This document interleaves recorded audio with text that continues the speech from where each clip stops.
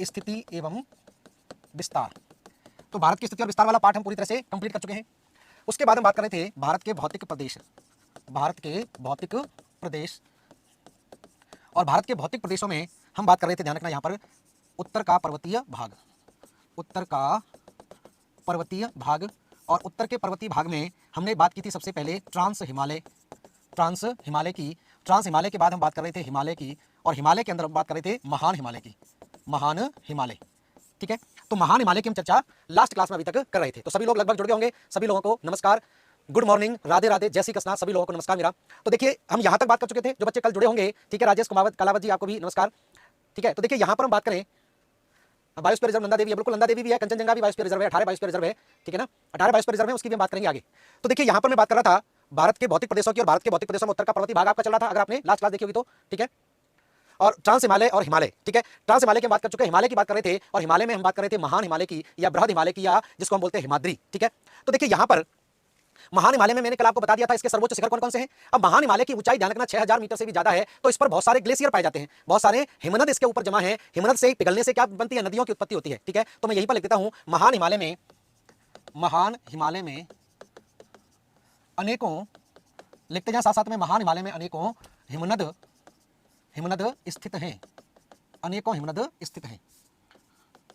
तो महान हिमालय पर बहुत सारे ग्लेशियर पाए जाते हैं, हिमनद पाए जाते हैं। ठीक है, तो बहुत सारे जो ग्लेशियर पाए जाते हैं, हिमनद जो पाए जाते हैं, इनसे नदियां निकलती हैं। तो ये भी पूछ लेते हैं कि कौन सी नदी कौन से ग्लेशियर से निकलती है। पिछली साल आरएस में ये प्रश्न पूछा भी गया है। वैसे भी पूछ लेते हैं कि गंगा नदी कौन से ग्लेशियर से, ये भागीरथी कहां से निकलती है, तो ये भी आपका पूछ लिया जाता है। ठीक है, बिल्कुल गौमुख। तो ध्यान रखना, जैसे ग्लेशियर पिघलता है तो एक चट्टान से जल की धारा निकलती है, उस जल की धारा को गौमुख कह देते हैं। ठीक है ना, गौमुख कोई ग्लेशियर का नाम नहीं है। ग्लेशियर तो आपका वही आप गंगोत्री ग्लेशियर है, लेकिन गंगोत्री ग्लेशियर के पिघलने से जो पानी आता है वो एक चट्टान से गाय के मुख की तरह बाहर धारा के रूप में निकलता है, तो इसलिए उसको गौमुख बोल देते हैं। ठीक है, तो ध्यान रखें, बिल्कुल ये क्लास ध्यान रखना सबके लिए उपयोगी है, मन लगा के पढ़ें, बार बार आप ये ना पूछें कि कौन सी क्लास किसके लिए है। अपना सिलेबस देखें, और सिलेबस में टॉपिक अगर दे रखा है तो आप पढ़ें, नहीं तो ना पढ़ें। ठीक है, तो ध्यान रखना बहुत सारे ग्लेशियर पाए जाते हैं। तो यहां से यहां तक आप देखते हैं महान हिमालय है, डायग्राम के थ्रू आप समझ लीजिए, यहां से यहां तक महान हिमालय है, और महान हिमालय पर बहुत सारे ग्लेशियर हैं। जैसे फॉर एग्जांपल एक ग्लेशियर यहां पर हम बता देते हैं, यहां पर है, इसको हमने बोल दिया मान लीजिए यमुनोत्री, यमुनोत्री बनाते जाए साथ साथ में आप लोग, यमुनोत्री। इसके बगल में एक और ग्लेशियर है, इसको बोलते हैं गंगोत्री, गंगोत्री। इसके बगल में एक और ग्लेशियर है, इसको बोलते हैं चोरावारी, चोरावारी। इसके बगल में एक और ग्लेशियर है, इसको बोलते हैं सतोपंथ, सतोपंथ। ठीक है, इसके आगे एक और ग्लेशियर है, इसको बोलते हैं मिलाम, मिलाम हिमनद बोलते हैं। और आगे चले जाएं नेपाल में, तो नेपाल में लिख लें आप, यहाँ पर एक ग्लेशियर है, इसको बोलते हैं गोसाई धाम, गोसाई धाम। और एक और ग्लेशियर है सिक्किम में, इसको हम बोलते हैं जेमू, जेमू ग्लेशियर। ये प्रमुख ग्लेशियर ध्यान रखना यहाँ पर नजर आते हैं। और यहाँ से यहाँ तक मैं आपको बता दूं, ये सारे के सारे ग्लेशियर ये उत्तराखंड में है, यही पूछे भी जाते हैं, ये नेपाल में है, और ये आपका सिक्किम में है, सिक्किम। ठीक है, अब इनसे नदियां निकलती हैं, और नदियां ही पूछी जाती हैं कि किससे कौन सी नदी निकलती है। ठीक है, तो ध्यान रखना, यहीं से मैं आपको बता दूं, यहां से एक नदी निकलती है, तो इस नदी को ध्यान रखना, इस प्रकार से इससे नदियां निकलती हैं। मैं आपको यहां पर इस तरह से दिखा रहा हूं, आप अपने हिसाब से जैसे लिखना चाहे वैसे लिख सकते हैं। ठीक है, इस प्रकार से, ठीक है, क्रमबद्ध तरीके से मैं लिख दे रहा हूं किससे कौन सी नदी निकलती है। तो यहां से एक नदी निकलती है जेमू से, जेमू से जो नदी निकलती है उसको बोलते हैं तीस्ता नदी, तीस्ता नदी है। गोसाई धाम से कौन सी नदी निकलती है, तो इसको बोलते हैं कोसी नदी, बिहार का शोक कहलाती है। मिलाम ग्लेशियर से कौन सी नदी निकलती है, तो इससे निकलती है काली नदी, काली नदी निकलती है। सतोपंथ से कौन सी नदी निकलती है, तो सतोपंथ से ध्यान रखना निकलती है अलकनंदा, अलकनंदा नदी निकलती है। ठीक है, चोरावारी से कौन सी निकलती है, तो चोरावारी से मंदाकिनी नदी निकलती है, मंदाकिनी नदी निकलती है। और ये आपका गंगोत्री है, गंगोत्री से आप जानते हैं कौन सी नदी निकलती है, भागीरथी नदी निकलती है, भागीरथी। और गंगोत्री से, वो यमुनोत्री से यमुना नदी निकलती है, यमुना नदी। ठीक है, तो इस प्रकार से ये नदियां निकलती हैं, फटाफट से लिख लें इसको। हाँ, गंगोत्री से भागीरथी नदी निकलती है, वही मैंने लिखा है, यमुनोत्री से यमुना, गंगोत्री से भागीरथी, चोरावारी से मंदाकिनी, सतोपंथ से अलकनंदा, मिलाम से काली नदी, गोसाई धाम से कोसी नदी, और जेमू से तीस्ता नदी। तो ध्यान रखना, इधर से भागीरथी और इधर से अलकनंदा दोनों मिल जाती हैं, तो यहाँ पर बनता है क्या, यहाँ पर बनता है, आपको नाम सुना होगा आपने, देवप्रयाग। तो यहाँ से ध्यान रखना, ये भागीरथी मिलती है, भागीरथी, यहाँ से अलकनंदा, अलकनंदा, ये दोनों मिलकर क्या बन जाती है, गंगा नदी बन जाती है। देवप्रयाग पर भागीरथी और अलकनंदा मिलकर ध्यान रखना गंगा नदी का निर्माण करती है। बोल, काली नदी नहीं, नेपाल में नहीं, काली नदी निकलती है उत्तराखंड में, मिलाम ग्लेशियर से, मिलाम हिमनद से निकलती है। ठीक है, तो लिख डालिए इसको, फटाफट से लिखिए। ठीक है, जानवी नदी तक नहीं जाना है, प्राची जानवी नदी का डिटेल में नहीं पूछा जाएगा, कोई फर्स्ट ग्रेड का एग्जाम की तैयारी नहीं कर रहे हैं आप। ठीक है, जानवी नदी जो है वो, जो आपका जो भागीरथी है, गोमुख से पहले वो आपकी ध्यान रखना जानवी नदी के रूप में जानी जाती है। ठीक है, छोटी सी धारा है, उसको जानवी नदी स्थानीय नाम दे देते हैं। ठीक है ना, भागीरथी को ही जानवी कहा जाता है उत्पत्ति के स्थान पर। ठीक है, हाँ बिल्कुल। जब हम नदियों की बात करेंगे तब हम देवप्रयाग, रुद्रप्रयाग, इन सारे प्रयागों की, पांचों प्रयागों की बात करेंगे, ठीक है ना। नरेश जी, बद्रीनाथ की बात भी हम तभी करेंगे जब हम पढ़ेंगे नदियों के बारे में, तभी बात की जाएगी, ठीक है। प्रयागों के बारे में सभी बताएंगे, लेकिन अभी यहाँ प्रयाग बताने का मतलब नहीं है, फिर ये आपका टॉपिक नदियों वाला ही टॉपिक बन जाएगा, ये हिमालय से संबंध नहीं रहेगा। हम केवल ग्लेशियर की बात कर रहे हैं, अभी प्रयाग की बात नहीं कर रहे, ठीक है। तो बिल्कुल पूरे टॉपिक करवाए जाएंगे। अंकित चौधरी, बिल्कुल आप बिल्कुल संदेह में ना रहे, सारे टॉपिक करवाए जाएंगे। काली नदी के विवाद में मैं आपको महेंद्र जी पहले बता चुका हूं, काला पानी लिपुलेख विवाद है, ये सारे विवाद हम पहले पढ़ चुके हैं, ठीक है। याद रखने का सिंपल तरीका है, डायग्राम बनाओ, एक बार दो बार देखकर बनाओ, फिर बिना देखे 3-4 बार बना दो, आपको हमेशा के लिए याद हो जाएंगे, ठीक है। बिल्कुल महेंद्र सिंह जी, हम बात कर चुके हैं इस विवाद के बारे में, तो उसका यहाँ पर चर्चा करने का मतलब नहीं बनेगा, ठीक है। चलते हैं आगे। तो ये महान हिमालय के बारे में मैंने आपको बता दिया, महान हिमालय की विशेषता मैंने आपको बता दी। महान हिमालय में आपको सर्वोच्च शिखर याद रखने और ग्लेशियर याद रखने, ठीक है। अब हम बात करते हैं मध्य या लघु हिमालय की, ठीक है। तो नेक्स्ट देखिए, दूसरा हिमालय का पार्ट है, इसको हम बोलते हैं मध्य, लघु या निम्न हिमालय, निम्न हिमालय, ठीक है। तो देखिए मध्य, लघु या निम्न हिमालय की अगर हम बात करें तो इसकी ध्यान रखें, यह यहां पर ध्यान रखें, औसत ऊंचाई, औसत ऊंचाई, तो इसकी औसत ऊंचाई ध्यान रखना 3800 से 4200 मीटर तक है, 3800 से 4200 मीटर तक, ठीक है। तो ध्यान रखना यह एक निरंतर पर्वत श्रृंखला नहीं है, निरंतर पर्वत श्रृंखला नहीं है, ठीक है। जैसे इसको अलग अलग जगहों पर अलग अलग नाम से जाना जाता है, जैसे पीर पंजाल, पीर पंजाल पर्वत श्रेणी पड़ती है जम्मू कश्मीर में। इसी तरह इसका एक और नाम है धौलाधर, धौलाधर इसको बोलते हैं, धौलाधर इसको बोलते हैं हिमाचल प्रदेश में, हिमाचल प्रदेश में धौलाधर कहलाती है। इसी तरह नाग टिब्बा, नाग टिब्बा या मसूरी, मसूरी कहलाती है उत्तराखंड में, उत्तराखंड। और इसी तरह ध्यान रखना अगली, जिसको हम बोलते हैं महाभारत, महाभारत इसको बोलते हैं, महाभारत पर्वत श्रेणी कई बार पूछी गई एग्जाम में, कहां पर है, तो ये पड़ती है आपकी नेपाल में, ठीक है। तो ये ध्यान रखना छोटी छोटी पर्वत श्रृंखलाओं के रूप में दिखाई देता है, तो ये ध्यान रखना इस तरह से महाभारत पर्वत श्रेणी नेपाल में पड़ती है, नाग टिब्बा उत्तराखंड, धौलाधर हिमाचल और पीर पंजाल जम्मू कश्मीर के अंदर पड़ती है, ठीक है। देखिए वनस्पति का टॉपिक अलग से पढ़ेंगे ही, वनस्पति ऊंचाई के हिसाब से आपकी बदल जाती है, कहीं पर कोणधारी वनस्पति है, कहीं पर टुंड्रा वनस्पति पाई जाती है, तो ये अल्पाइन वनस्पति, तो ऊंचाई के हिसाब से वनस्पति बदल जाती है, तो ये हम बात करेंगे जब वनस्पति वाला टॉपिक पढ़ेंगे, ठीक है। तो देखिए यहाँ पर आपको मैप देख पा रहे होंगे, यहाँ पर कुछ चीजें मैं आपको शो कर देता हूँ। यहाँ से यहाँ तक आप जानते हैं महान हिमालय, ये महान हिमालय हो गया। अब महान हिमालय से नदियां निकलती हैं, आप जानते हैं कि महान हिमालय से जब नदी निकलेगी, बाद में मध्य हिमालय बना, पहले महान हिमालय का निर्माण हो गया, इसकी ऊंचाई बहुत ज्यादा हो गई, ग्लेशियर बन गए, ग्लेशियर से नदी निकलने लगी, फिर मध्य हिमालय का उत्थान होता है। और जब मध्य हिमालय का उत्थान होगा तो जाहिर सी बात है पहले से जो नदी बह रही है उस मध्य हिमालय को बीच में से क्या करेगी, काट देगी। इसलिए बीच में मध्य हिमालय की क्या बनी है, घाटियों का निर्माण हुआ है, घाटियां बनी है, तो इन घाटियों के कारण बीच बीच में ये बीच कट जाता है, इसीलिए छोटी छोटी पर्वत श्रृंखलाओं के बीच में पाया जाता है, ठीक है। अब देखिए यहाँ पर मैं बता दूं, यहाँ पर है, इस जगह पर इसको हम बोल देते हैं, ध्यान रखना क्या बोल देंगे, ये पीर पंजाल कहलाएगा। इसी तरह यहाँ पर है, इसको हम धौलाधर बोल देते हैं, यहाँ पर इसको नाग टिब्बा बोल देते हैं, और यहाँ पर इसको क्या बोल देते हैं, महाभारत बोल देते हैं, ठीक है। तो इस तरह से इसको ध्यान रखें, यहाँ पर हम इसको क्या बोल रहे हैं, पीर पंजाल, पीर पंजाल, ठीक है। यहाँ पर हम इसको क्या बोल रहे हैं, हिमाचल प्रदेश में धौलाधर बोलते हैं, उत्तराखंड में इसको क्या बोल रहे हैं, नाग टिब्बा, नाग टिब्बा, और नेपाल में इसको क्या बोलते हैं, महाभारत बोलते हैं, ठीक है। अब यहाँ से कुछ नदियां निकल रही हैं, नदियां बह गई, जैसे यहाँ से आप जानते हैं कौन सी नदी बहती है, यहाँ से एक नदी बहकर आती है, इसको बोलते हैं झेलम नदी, झेलम नदी बहते हुए आती है और ऊपर से तो इसको काट देगी। यहाँ से एक नदी बहकर आती है, इसको हम बोलते हैं ब्यास नदी, ब्यास नदी इसको काट देगी, गंगा नदी, यमुना नदी इसको काट देगी, और यहाँ से बागमती नदी। तो इन नदियों के कारण ध्यान रखना बीच बीच में घाटी का निर्माण हुआ है, तो ये घाटी आपसे पूछी जाती है। यहाँ पर जैसे कश्मीर घाटी बन गई, यहाँ पर कुल्लू घाटी का निर्माण हो गया, यहाँ पर मसूरी घाटी का निर्माण हो गया, और यहाँ पर काठमांडू घाटी का निर्माण हो गया। तो इनके बीच में कुछ घाटियां पाई जाती हैं, उन घाटियों को मैं इंगित कर देता हूं। यहाँ पर एक घाटी आपको दिखाई देगी, इसको बोलते हैं कश्मीर घाटी, कश्मीर घाटी, ठीक है। और कश्मीर घाटी के बाद यहाँ पर आप देखें हिमाचल प्रदेश में कुल्लू घाटी, कुल्लू घाटी, यहाँ पर आप देखें इसको बोलते हैं मसूरी घाटी, मसूरी घाटी, और नेपाल में यहाँ पर है, इसको बोलते हैं हम काठमांडू घाटी, काठमांडू घाटी कहलाएगी। कौन सी नदियां ये घाटी बनाने का काम करती है, ये भी आपसे पूछा जाता है, कौन सी नदियां ये घाटी बनाने का काम करती हैं। तो यहाँ पर जो नदी है ये नदी है झेलम, यहाँ पर जो नदी है ये नदी है ब्यास, यहाँ पर जो नदी है ये नदी है यमुना, और यहाँ पर ये नदी है, इसको नदी का नाम है बागमती नदी। ये नदियां घाटी बनाने का काम करती है। अब कश्मीर घाटी की बात करें तो कश्मीर घाटी में ध्यान रखना ग्लेशियर के पिघलने से, और ग्लेशियर एकदम तो पिघलता नहीं, धीरे धीरे करके पानी ऊपर से नीचे आता है, तो मिट्टी को काटकर बहुत महीन कर देता है। तो ग्लेशियर के पिघलने से हिमानीकृत अवसाद है, हिमानीकृत चिकनी मिट्टी जमा हो जाती है, उस हिमानीकृत चिकनी मिट्टी को हम क्या बोलते हैं, करेवा बोलते हैं। तो करेवा की भी यहाँ पर हम बात करेंगे, ठीक है, करेवा की भी बात यहाँ पर करेंगे, ठीक है। तो ये ध्यान रखें, इस तरह से है, इसको मैं आपको लिख देता हूँ। कौन सी प्रमुख घाटियां हैं, घाटी ध्यान रखें,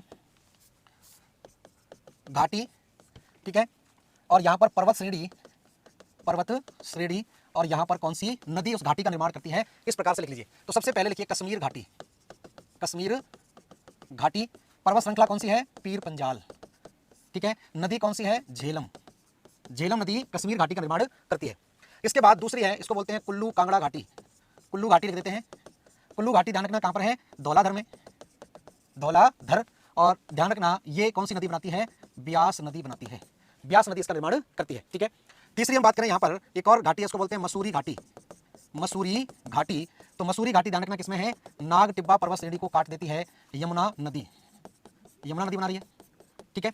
उसके बाद हम बात करें चौथी, जिसको हम बोलते हैं काठमांडू घाटी, काठमांडू घाटी। और काठमांडू घाटी ध्यान रखना महाभारत में है, महाभारत श्रेणी। और ये कौन सी नदी बनाती है, तो ये बागमती नदी बनाती है। तो चाहे तो डायग्राम के थ्रू आप इसको याद कर लो, चाहे इस तरह से याद कर लो, अक्सर प्रश्न आपके पूछे जाते हैं, ठीक है। तो ध्यान रखना किशन सिंह का जवाब है घाटी, जब दो सीढ़ियों के मध्य गैप घाटी या दर्रा। ध्यान रखना जो सकरा होता है वो दर्रा कहलाता है, वही विस्तृत हो जाता है तो वो आपकी घाटी कहलाती है, ठीक है। सकरा क्षेत्र जो है वो दर्रा कहलाएगा, उससे चौड़ा जो है वो आपका गौर्ज कहलाएगा, और उससे चौड़ा हो जाएगा तो वो फिर घाटी कहलाता है। नदियां लगातार घाटी को लंबवत और क्षैतिज आपका अपरदन करती रहती है, और जब नदी बहुत बड़े क्षेत्र का, बहुत बड़ी बीच में गैप बन जाता है, नदियों के द्वारा अपरदन करके पूरा का पूरा घाटी में मैदान बना दिया जाता है, तो उसको फिर घाटी बोल देते हैं। पर्वतों को काटकर नदियां तीन प्रकार की आकृतियां बना देती हैं, एक तो दर्रा सकरा क्षेत्र कहलाएगा, थोड़ा चौड़ा हो जाएगा वो गौर्ज कहलाएगा, सॉरी गौर्ज सकरा होगा, उससे चौड़ा दर्रा होगा, और उससे चौड़ा अगर हो जाता है तो फिर घाटी कहलाता है, ठीक है। लिख लिया होगा सबने, क्लियर हो गया होगा। अब देखिए मैं बात कर रहा था इनके बीच में, तो जो घाटी का निर्माण होता है, ठीक है, तो पहले हम बात कर लेते हैं, ध्यान रखना कश्मीर घाटी की। कश्मीर घाटी में, कश्मीर घाटी में समतल घास के मैदान, समतल घास के मैदान मर्ग कहलाते हैं। ध्यान रखना क्या कहलाते हैं, मर्ग। जैसे गुलमर्ग, सोनमर्ग, गुलमर्ग और सोनमर्ग, ठीक है। और नेक्स्ट यहां पर लिखे हैं कश्मीर घाटी में हिमानीकृत, हिमानीकृत चिकनी मिट्टी, ग्लेशियल क्ले, हिमानीकृत चिकनी मिट्टी, ग्लेशियल क्ले, हिमानीकृत चिकनी मिट्टी को करेवा कहा जाता है। बहुत बार प्रश्न ये पूछा जाता है कि करेवा मिट्टी कहां पर पाई जाती है, ठीक है। तो ध्यान रखना हम हिमानीकृत चिकनी मिट्टी को करेवा कहते हैं, करेवा कहते हैं, ठीक है। अब ये जो करेवा है, तो ध्यान रखना करेवा मिट्टी, करेवा मिट्टी केसर की खेती के लिए प्रसिद्ध है। ये पूछा जाता है कि केसर की खेती कौन सी मिट्टी में होती है, तो केसर की खेती के लिए, केसर की खेती के लिए प्रसिद्ध है, ठीक है। तो केसर की खेती के लिए ध्यान रखना जानी जाती है। अंकुर जी बिल्कुल परेशान ना हो, कुमायूं श्रेणी भी आएगी आपकी, ठीक है ना। वो हिमालय का एक दूसरे तरीके का वर्गीकरण है जो सिडनी बर्नार्ड ने किया है, तो सिडनी बर्नार्ड के बारे में बात करेंगे तब कुमायूं की भी बात आएगी, ठीक है। मैंने आपका कमेंट देख लिया, बिल्कुल परेशान हो, पहाड़ी कहीं नहीं जाएगी, कुमायूं पहाड़ी भी आपकी आएगी, ठीक है ना। मैंने बताया कि इस तरह के प्रश्न जो आप बीच में पूछते हैं ये पूछा करें टॉपिक खत्म होने के बाद। जब मैं कहूंगा आज टॉपिक आपका समाप्त हो गया, तब आप बोलेंगे सर ये पहाड़ी नहीं आई, ये वाला नहीं आया, तब आप बोल सकते हैं। जब सारी चीजें टॉपिक में कवरी हो जाएगी तो फिर आपका बात करने का कोई मतलब नहीं होता बीच में, ठीक है। तो ध्यान रखें बीच बीच में से कूदकर प्रश्न पूछने का कोई लॉजिक नहीं है, जो कराया जा रहा है पहले वो ठीक ढंग से समझें, और जब टॉपिक आपका पूरा हो जाता है तब कोई चीज छूटती है तब आप प्रश्न करेंगे सर ये नहीं आ पाया, ये नहीं हो पाया, ठीक है, तब बात करें। कुमायूं श्रेणी भी आएगी, कुमायूं श्रेणी कहीं नहीं गई है, अभी हमने हिमालय को खत्म नहीं किया है, उत्तर का पर्वतीय भाग हमने अभी समाप्त नहीं किया है। पूरे के पूरे उत्तर के पर्वतीय भाग को जब हम कंप्लीट कर लेंगे, दर्रे भी करवा देंगे, तब आप बोल सकते हैं सर कुमायूं का नाम ही कहीं नहीं आया, कुमायूं का नाम भी आएगा। बिल्कुल तनाव ना लें, आराम से बैठकर ठंडे मन में पंखा चला के कूलर चला के पढ़ाई करते रहें, ठीक है। बिल्कुल दामिनी जी दून की भी बात करेंगे, दून की भी बात करेंगे, पहले अभी हम बात कर लेते हैं मर्ग की, ठीक है। मुझे पता है कि बीच बीच में से आपने पढ़ रखा है, तो इसलिए बीच बीच में क्वेश्चन आ जाता है सर मैंने दून भी सुना था, तो दून अभी आएगा, दून कहीं भाग के नहीं गया है, दून को भी यहीं पर करवाया जाएगा, ठीक है। हाँ बिल्कुल इसको जीआई टैग भी मिला है, बिल्कुल सही बात है। इस तरह के प्रश्न आप पूछ सकते हैं जो इससे संबंधित है, ठीक है। तो जीआई टैग जो आपका मिला हुआ है केसर को, और ध्यान रखना कश्मीर में कौन सा केसर होता है, जाफरान केसर होता है, जाफरान केसर को जीआई टैग भी मिला हुआ है, जीआई टैग, ठीक है। तो ध्यान रखें ये क्या कहलाता है, करेवा मिट्टी आपको ध्यान रखनी है, करेवा मिट्टी बहुत इंपॉर्टेंट है, गुलमर्ग और सोनमर्ग। अब जैसे मान लीजिए देखिए ये पर्वत है, ये मान लीजिए महान हिमालय है, महान हिमालय के बाद यहां से झेलम नदी बह रही है, यहां से झेलम नदी बह रही है, ये फिर मध्य हिमालय आ गया, ये मध्य हिमालय है। अब यहां से लगातार बर्फ पिघलेगी तो बर्फ के पिघलने से मिट्टी यहां जमा होती चली जाएगी, क्योंकि नदी ने इसको समतल बना दिया, नदी ने ढलान को कम कर दिया, तो ये समतल भाग में यहां मिट्टी आपकी जमा हो गई, तो ये समतल मैदान आपका यहां पर क्या कहलाएगा, मर्ग कहलाता है, ठीक है, मर्ग कहलाता है। इस तरह से ध्यान रखें। अब देखिए इसी तरह की स्थिति आपकी बनती है, अगला मैं पेज लेता हूं यहां पर, तो ध्यान रखना महान हिमालय, महान हिमालय तथा मध्य हिमालय, महान हिमालय तथा मध्य हिमालय के बीच समतल घास के मैदानों को, समतल घास के मैदानों को, अब जैसे हमने इन घास के मैदानों को जम्मू कश्मीर में तो मर्ग बोल दिया था, मर्ग बोल दिया था, लेकिन उत्तराखंड में इनको ध्यान रखना क्या बोलते हैं, मैदानों को उत्तराखंड में बुग्याल कहा जाता है, बुग्याल या प्यार। तो बुग्याल या क्या बोलते हैं, प्यार, बुग्याल, ध्यान रखें बुग्याल या प्यार कहा जाता है, ठीक है। अब यहीं पर क्या होता है, ये पूरा का पूरा आपका कैसा है, पर्वतीय क्षेत्र है, और यहीं पर ध्यान रखना क्या है, ज्यादातर भेड़ पालन होता है, पशुपालन होता है, और पशुपालन की विशेषता क्या होती है, उसको पानी की और चारे की आवश्यकता होती है। तो पानी और चारे की आवश्यकताओं की पूर्ति करने के लिए यहां पर ऋतु प्रवास किया जाता है, ऋतु प्रवास सुना होगा, सीजनल माइग्रेशन, सीजनल माइग्रेशन होती है, जानवरों को एक स्थान से दूसरे स्थान पर ले जाते हैं, किसके लिए, चारे के लिए और जल की तलाश में। तो ध्यान रखना इस क्षेत्र में भी ऋतु प्रवास होता है। ऋतु प्रवास करने वाली जनजातियां आपसे पूछी जाती हैं, ऋतु प्रवास करने वाली जनजातियां, तो पर्वतीय क्षेत्रों पर जनजातियां ऋतु प्रवास करती हैं, उन जनजातियों के थोड़े से नाम लिख लें, एग्जाम में पूछा जाता है। पहला तो ध्यान रखें जम्मू कश्मीर में, जम्मू कश्मीर के अंदर जो जनजातियां ऋतु प्रवास करती है उसमें है बक्करवाल, बक्करवाल है, ठीक है, और दूसरा है गुज्जर, गुज्जर और बकरवाल ध्यान रखना जम्मू कश्मीर के अंदर ऋतु प्रवास करते हैं और दोनों ही मुस्लिम जनजाति हैं, मुस्लिम जनजाति। तो मुस्लिम जनजाति है गुज्जर और बकरवाल जम्मू कश्मीर में पाई जाती है। हिमाचल प्रदेश में बात करें तो इनको बोलते हैं बद्दी। हिमाचल प्रदेश में क्या बोलते हैं? बद्दी कहा जाता है, बद्दी जनजाति। यही जनजाति अगर उत्तराखंड में है तो उत्तराखंड में इसको बोलते हैं भोटिया। भोटिया जनजाति उत्तराखंड के अंदर आप लिख लें, ठीक है। उत्तराखंड और हिमाचल में दोनों में लगभग बोलते हैं, लेकिन मुख्यतः हिमाचल में उसमें उत्तराखंड में इसको कहा जाता है। बुग्याल जो है उत्तराखंड में हिमाचल में भी आ जाता है, लेकिन मोस्टली इसका पार्ट जो है वो आपका ध्यान रखना उत्तराखंड में ही इसको बुग्याल कहा जाता है, ठीक है। हाँ, तो वो अलग अलग जगहों पर हम बात कर रहे हैं, हिमालय के क्षेत्र में पाई जाती है। राजस्थान में भी आपकी जनजातियां सीजनल माइग्रेशन करती हैं, ठीक है ना, बहुत जगह क्षेत्रों पर करती है। मैं पर्वतीय क्षेत्र की बात कर रहा हूँ, ठीक है, पर्वतीय क्षेत्र की। भोटिया जनजाति उत्तराखंड में है और यही जनजाति अगर सिक्किम में है इस प्रकार का, तो सिक्किम में है लेप्चा। सिक्किम में क्या है नाम? लेप्चा जनजाति। तो ये जनजातियां हिमालयी क्षेत्र में ध्यान रखना, हिमालयी क्षेत्र में क्या होता है? हिमालयी क्षेत्र में जनजातियां ऋतु प्रवास करती हैं। तो बिल्कुल बात ढालों पर ही होगा। मैं क्या मना कर रहा हूं भाई, ढाल थोड़ी खत्म हो जाएगा। जैसे मैंने आपको बताया कि जैसे हिमालयी क्षेत्र है, इसके ढालों पर नदी ने अपरदन करके थोड़ा सा मैदानी भाग बना दिया, तो ये घास के मैदान के रूप में विकसित हो जाएगा। तो ये पर्वतीय ढालों पर जो मैदानी भाग बनते हैं, जो समतल हो जाते हैं, जिन पर खेती भी की जाती है, सीढ़ी नुमा खेती, ये ढालों पर ही होती है। लेकिन वो खेत कैसे हो जाते हैं? समतल आपके हो जाते हैं, ठीक है। बिल्कुल सही दे रखा है, घास के मैदान ढालों पर ही पाए जाते हैं, ढलान पर ही आपके पाए जाते हैं, लेकिन ये समतल मैदान के रूप में जाने जाते हैं, ठीक है। तो ध्यान रखें, इस प्रकार से ये प्रमुख जनजातियां इस क्षेत्र में पाई जाती हैं। अब देखिए आगे चलते हैं मध्य हिमालय में ही। तो मध्य हिमालय में ध्यान रखना, मध्य हिमालय में क्या है कि इसकी जो हाइट है वो मानव जीवन के लिए सबसे ज्यादा फेवरेबल है, अनुकूल परिस्थितियां पैदा करती है। क्योंकि ना तो ये बहुत ज्यादा ऊंचा है कि साल भर बर्फ से ढका रहे, और ना बहुत ज्यादा नीचे है कि आपकी गर्मी यहां पर लगे। इसकी ऊंचाई मानव जीवन के लिए सबसे अनुकूल है। इसीलिए अंग्रेज जब भारत में ब्रिटिश राज था, तो ब्रिटिश राज आपको पता है कि ठंडी जलवायु के रहने वाले लोग थे, चाहे वो सैनिक हो चाहे वो अधिकारी हो। तो उनको भारत में जैसे ही गर्मियां या बरसात का सीजन आता था, तो उनके लिए सबसे ज्यादा कठिन परिस्थितियां बन जाती थी रहने के लिए। क्योंकि गर्मियों में भारी मात्रा में गर्मी और जैसे बरसात आती तो उमस के कारण मच्छर पैदा होते थे, और उस समय मलेरिया का भी इलाज नहीं था। तो इस वजह से उन्होंने क्या किया कि मध्य हिमालय के ऊंचे ऊंचे भागों पर बहुत सारे हिल स्टेशन विकसित कर दिए, स्वास्थ्यवर्धक स्थल विकसित कर दिए, और वहीं पर उनके आपके लोग रहते थे। तो वो आपके ध्यान रखना इस तरह से है। तो ध्यान रखें, यहां पर हम बात करें, लिखें यहां पर मध्य हिमालय पर प्रसिद्ध, मध्य हिमालय पर प्रसिद्ध हिल स्टेशन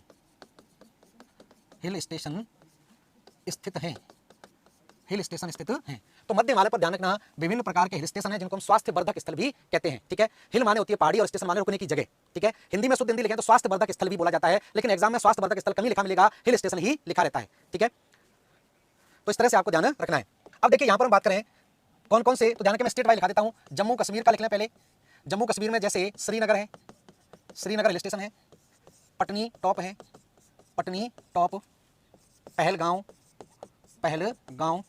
ये प्रमुख हिल स्टेशन आप देख सकते हैं जम्मू कश्मीर में। हिमाचल प्रदेश की अगर हम बात करें तो हिमाचल प्रदेश में गर्मियों की राजधानी हुआ करती थी अंग्रेजों की शिमला। शिमला के अलावा डलहौजी के अलावा आप देख सकते हैं कसोल, ठीक है। कुल्लू मनाली, ठीक है। इसके अलावा धर्मशाला, जिसको पहले कहा जाता था मैकलियोडगंज। तो ये कई सारे हिल स्टेशन ध्यान रखना मध्य हिमालय पर हिमाचल प्रदेश के अंदर आपके पड़ते हैं, ठीक है। इसके बाद हम बात करें उत्तराखंड की, तो उत्तराखंड में भी अंग्रेजों ने कई सारे हिल स्टेशन विकसित किए हैं। जैसे सबने सुना होगा नैनीताल, ठीक है। इसके अलावा लेंसडाउन, चक्राता, रानीखेत, अल्मोड़ा। तो इस तरह से कई सारे हिल स्टेशन आप देख सकते हैं, ये उत्तराखंड के अंदर आपके पड़ते हैं, ठीक है। हाँ, गुलमर्ग और सोनमर्ग भी लिख सकते हैं, ठीक है ना। जम्मू कश्मीर में लिख सकते हैं, लिखना चाहे तो यहाँ पर गुलमर्ग और सोनमर्ग, ये भी हिल स्टेशन के रूप में ही है। इसके अलावा हिमालय में ही आप देखें तो पश्चिमी बंगाल और वेस्ट बंगाल में आपको पता ही है दार्जिलिंग। तो ये ध्यान रखना मध्य हिमालय में इनके द्वारा विकसित किए गए, ठीक है। तो बहुत सारे हिल स्टेशन है, ढूंढ के आप पढ़ सकते हैं। नहीं, लाहौल स्पीति ध्यान रखना हिल स्टेशन में नहीं आता है। लाहौल स्पीति तो मरुस्थलीय क्षेत्र है, लाहौल स्पीति नहीं आता है, ध्यान रखना। लाहौल स्पीति में कोई ऐसा हिल स्टेशन वाली स्थिति नहीं है, ऊंचाई पर होने के कारण वो ठंडा है। लाहौल स्पीति हिल स्टेशन में नहीं आता है, ठीक है। हाँ, तो इस तरह से ध्यान रखें, दोनों पार्ट पढ़ाई जाएगी। इंडिया समाप्त होगा तो फिर वर्ल्ड की भी बात हम करेंगे। तो ये प्रमुख हिल स्टेशन इनको फटाफट से लिखिए, फिर आगे चलते हैं। हाँ, मसूरी भी लिख लीजिए, यहाँ पर मसूरी भी आप लिख लीजिए। तो ये प्रमुख हिल स्टेशन है, ठीक है। तो ये बात हो गई किसकी? मध्य हिमालय की। अब मध्य हिमालय के बाद बात करें किसकी? शिवालिक की, ठीक है। तो मध्य हिमालय के बाद नेक्स्ट हेडिंग डालिए आप शिवालिक, ठीक है। तो मध्य हिमालय के बाद लिखिए शिवालिक या वाय हिमालय, ठीक है। शिवालिक की ऊंचाई और कम है, तो ध्यान रखना औसत ऊंचाई 1800 से 2200 मीटर के पास है। नेक्स्ट लिखें शिवालिक, लिखते जाएं सब लोग साथ में। शिवालिक हिमालय की सबसे बाहरी तथा सबसे कम ऊंची तथा सबसे नवीनतम पर्वत श्रेणी है। नवीनतम पर्वत श्रेणी सबसे बाद में बनी हुई है, ठीक है ना, सबसे बाद में बनी हुई पर्वत श्रृंखला के रूप में जानी जाती है। नेक्स्ट लिखें, शिवालिक पाकिस्तान के पोतवाड़ पठार से भारत में कोसी नदी तक निरंतर पहाड़ियों के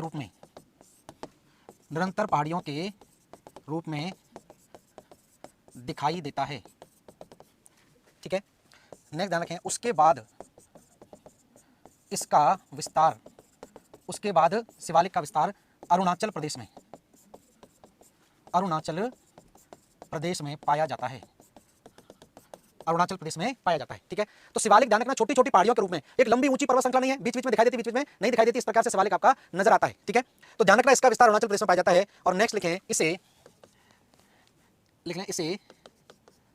अलग अलग स्थानों पर अलग अलग नाम से जाना जाता है, अलग अलग नामों से जाना जाता है। जैसे इसको बोलते हैं जम्मू पहाड़ी ये कहलाता है कहां पर, जम्मू कश्मीर में, ठीक है। जैसे शिवालिक पहाड़ियां इसको बोलते हैं हिमाचल प्रदेश एंड उत्तराखंड। हिमाचल प्रदेश और उत्तराखंड में इसको शिवालिक पहाड़ियां बोल देते हैं। और यही अगर नेपाल में है तो नेपाल में इसको चूरिया मुरिया पहाड़ियों के नाम से जाना जाता है। ये कहां पर, नेपाल में, ठीक है।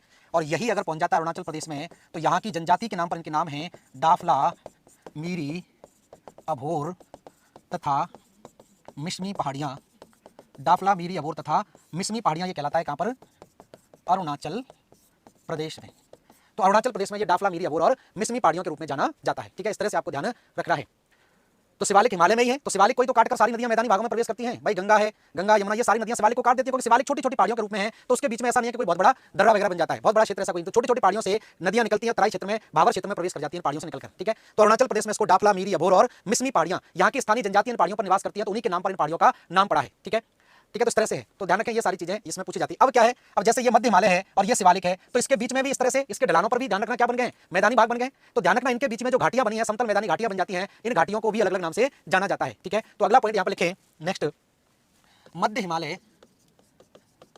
मध्य हिमालय तथा शिवालिक के मध्य समतल मैदानी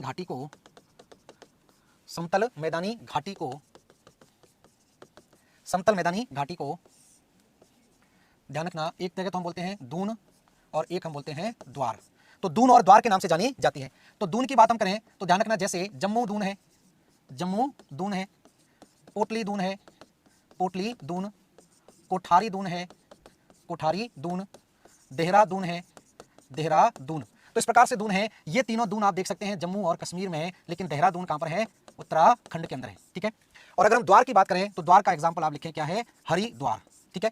तो इस तरह से ये स्थिति बनती है। तो दून और द्वार के नाम से जाना जाता है, ठीक है। दून और द्वार आपका कहलाता है।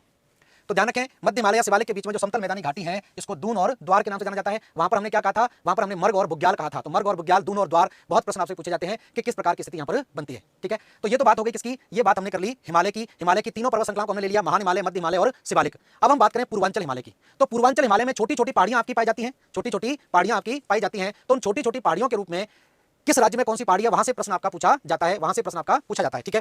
तो देखिए अब हम बात करेंगे यहीं से हम बात करें पूर्वांचल हिमालय। तो पूर्वांचल हिमालय के लिए हम पूर्वांचल क्षेत्र का ये वाला हिस्सा ले लेते हैं, इसी से सारी चीजें आपकी क्लियर हो जाएंगी। हेडिंग डालें यहां पर पूर्वांचल हिमालय,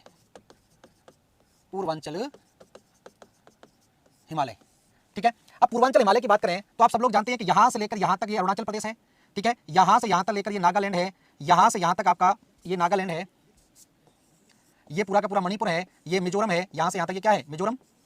इस प्रकार से है। ये आपका त्रिपुरा है, इतना भाग त्रिपुरा, और यहां से लेकर यहां तक ये असम है, और बाकी सारा का सारा ये भाग क्या है, ये मेघालय हो गया और ये असम हो गया। राज्यों को तो आप पहचानते होंगे, ये सारे पूर्वोत्तर राज्य हैं। अब यहां से लेकर यहां तक आप देखें महान हिमालय, इस प्रकार से यहां पर नामचा वरवा आ जाता है, नामचा वरवा से मुड़ने के बाद ये छोटी छोटी पहाड़ियों के रूप में यहां नजर आता है।